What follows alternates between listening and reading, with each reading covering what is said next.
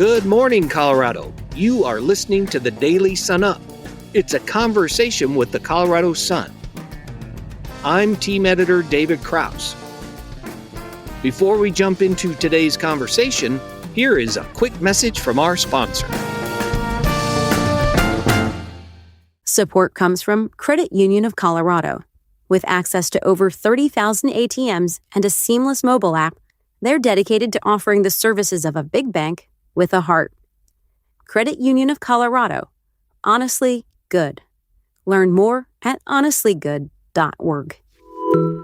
Got leftover paint taking up space? Recycle it with Paint Care. Paint Care makes it simple and easy for households and businesses to recycle their leftover paint responsibly. Drop it off for free at one of more than 200 sites across Colorado. To learn more, visit paintcare.org.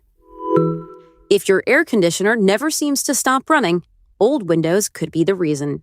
Upgrade now during Window Nation's Buy 4, Get 4 free sale. Replace your windows and get half free.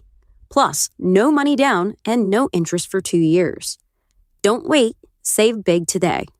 Visit windownation.com. Proud partner of Wounded Warrior Project. Now, back to the show. Good Monday, everyone, and thanks for giving us a listen. This is David Krause. Colorado communities have been the starting point for literally hundreds of small outdoor businesses through the decades. Now there is a movement afoot for some of them to kind of join forces under a new initiative known as Is Rad. I got one rad outdoors reporter, Jason Blevins, joining me to talk about how some of these businesses are kind of making a collective push together. What's going on, JB? Grinding out stories, DK, don't you know it? I do know it. Jason, let's just jump right into it. You were at the Outside Days Festival a few weeks ago. Dozens of outdoor entrepreneurs from across Colorado came together in what was known as the Camp Colorado, had a nice prominent spot at the festival. JB, talk about Camp Colorado and the rollout of this new collective initiative known as Is Rad. Yeah, Outside Days Festival, obviously a big concert festival, but a real opportunity there in the first few days of that thing for all these outdoor brands to kind of show their best foot, take their best foot forward for sort of exposing themselves to new potential consumers and things like that.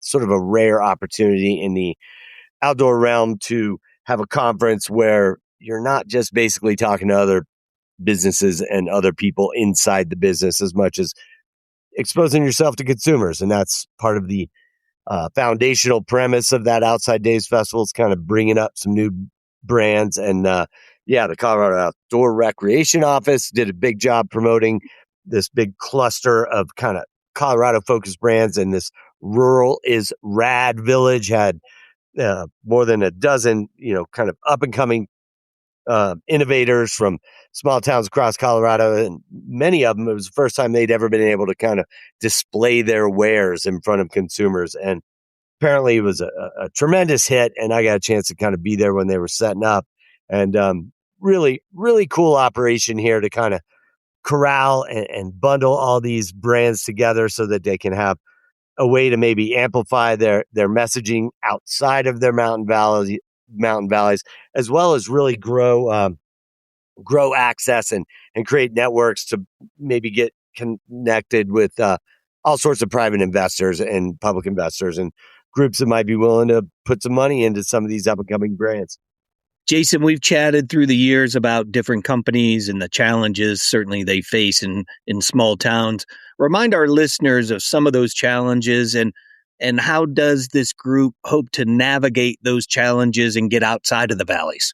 Yeah, and Colorado's pretty unique in that the mountain towns seed a lot of great ideas for gear. It's quite a testing ground, quite an R&D laboratory up in the high country here.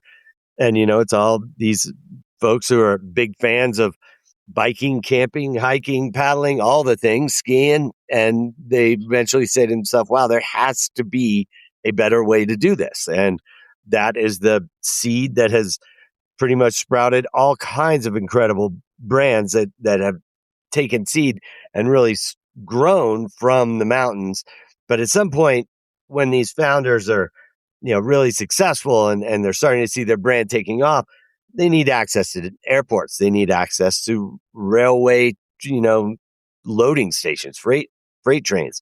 They need to be in a city. It's that's where the labor pool is. That's where a lot of the talent is.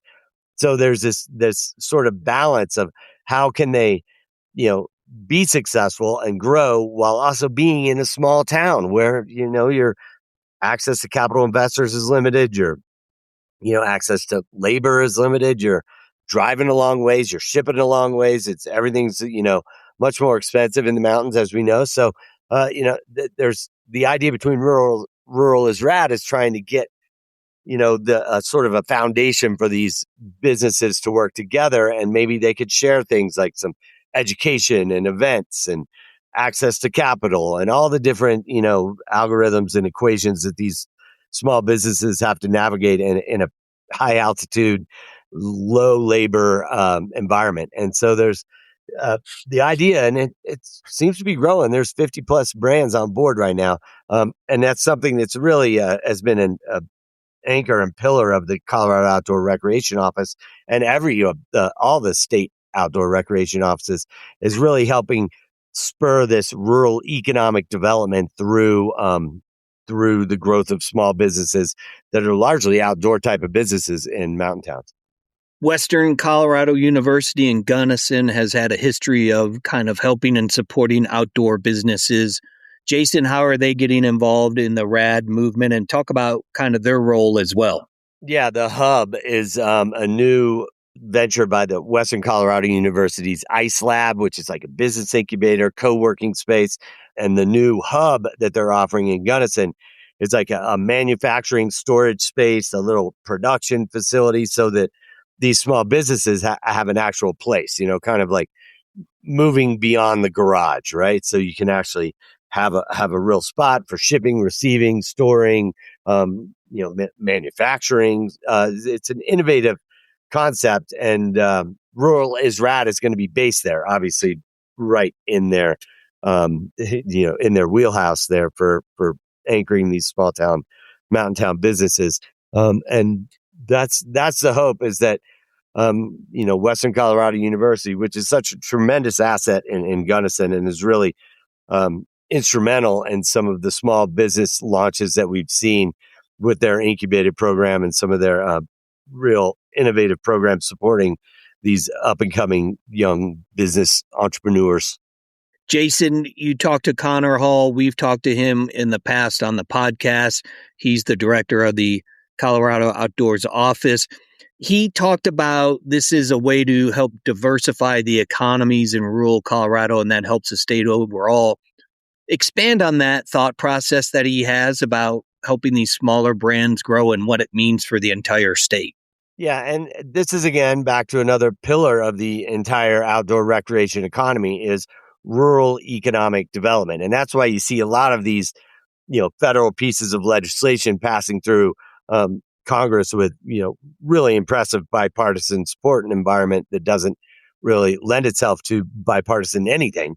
That's because a lot of lawmakers on both sides of the aisle recognize that this is, these small businesses and really supporting, an outdoor recreation economy in some of these high country or some of these rural spots is really lending itself to a diverse and more stabilized and sustainable economy.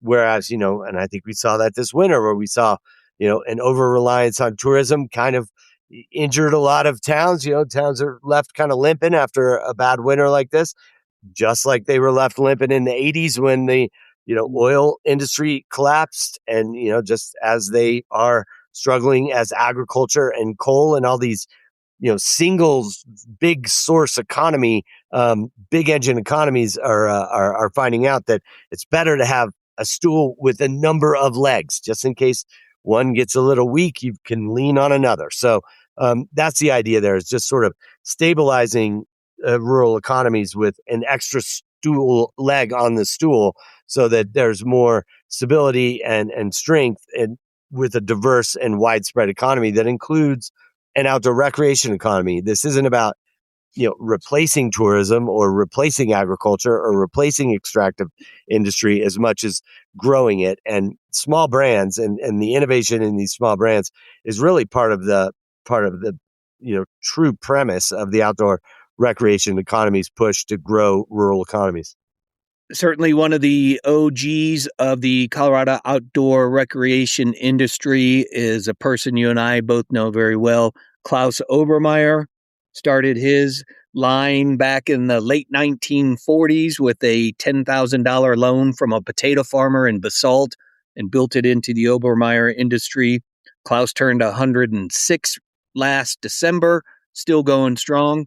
JB, talk about maybe a little bit of Klaus, but then also some of your other favorite Colorado outdoor company success stories through the decades.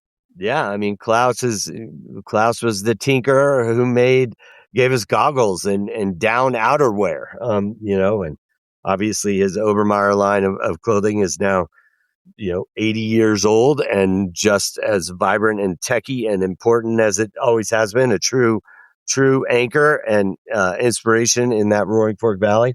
I see equal flashes of Obermeyer and Pete Wagner with his skis, and Adam Miller over at Revel with the bikes that he just moved to Golden, and the Andrew with the grass sticks and Steamboat. If you've ever been in a skiing Steamboat, and you see just about everybody has those cool grass sticks. I have one of his for my stand-up paddleboard.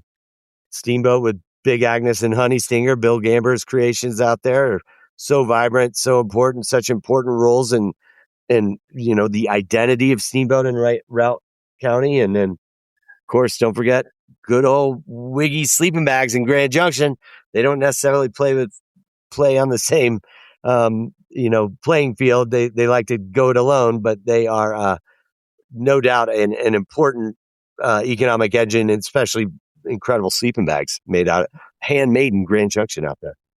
Jason, what's next for the Rural Is Rad movement? What's their next big step to kind of keep this momentum going? Well, I think they want to do, they're championing these brands. And the idea is that, these brands, once they're, like I said, in Steamboat, once you kind of sell to all your locals, you're pretty good. And if you really want to grow beyond that, you need some help. So the idea is, let's amplify. Rural Is Rad wants to amplify this messaging, really reach into some urban environments, maybe build pathways so that, investors can have better access and eyes on some of this gear that's growing up here, and find a way to really keep these folks, maybe funded, and then also, for their next stage of growth, as well as, keep them in the communities. They obviously want to stay in these communities, and, don't make it such a hard decision to where should we stay and lose money or should we move to the city. And the idea is if they can keep them there, you can really create a much more stable and vibrant economy in a lot of these rural areas. Jason, always great catching up with you. Love the idea and the perspective of this story. Appreciate you digging into it. If you haven't already, you can check out Jason's story on Rural Is Rad, as well as the rest of his awesome Outdoors Colorado coverage. Find it on our homepage and on our free Colorado Sun app. Jason Blevins, my friend, make it an awesome week. Count on it, DK. Thanks for listening. And finally, here are a few stories that you should know about today. Colorado's southeastern plains are a long way from the Middle East. But when the Iran war bottled up exports from the Persian Gulf, a resource beneath those prairies became more valuable. Colorado sits on a major helium reserve, and the bottleneck thousands of miles away has put the plains on the international stage. In Colorado and across the country, the cost of beef has increased at a faster rate than many other consumer items for a variety of reasons. Fewer cows, drought conditions amid rising feed and operational costs, and the onslaught of weight loss drugs all contributed to the rising prices. And that benefits some Colorado ranchers. An effort to restore Colorado's native cutthroat trout is happening in the high country using genetically modified fish. In this week's Colorado Sunday feature, we look at how it's all come together and whether using Trojan trout can be a starting point to eradicate other invasive fish across the U.S. To read these stories and much more, visit our website, coloradosun.com. As an award-winning nonprofit news outlet, we take our mission of credible, independent journalism seriously, and you can check out our trust indicators at coloradosun.com/ethics. Our music is by the Denver-based Matt Skellinger Group. A link to their music is in our show notes, and a special thanks to Swallow Hill Music. I'm David Krause. See you next time.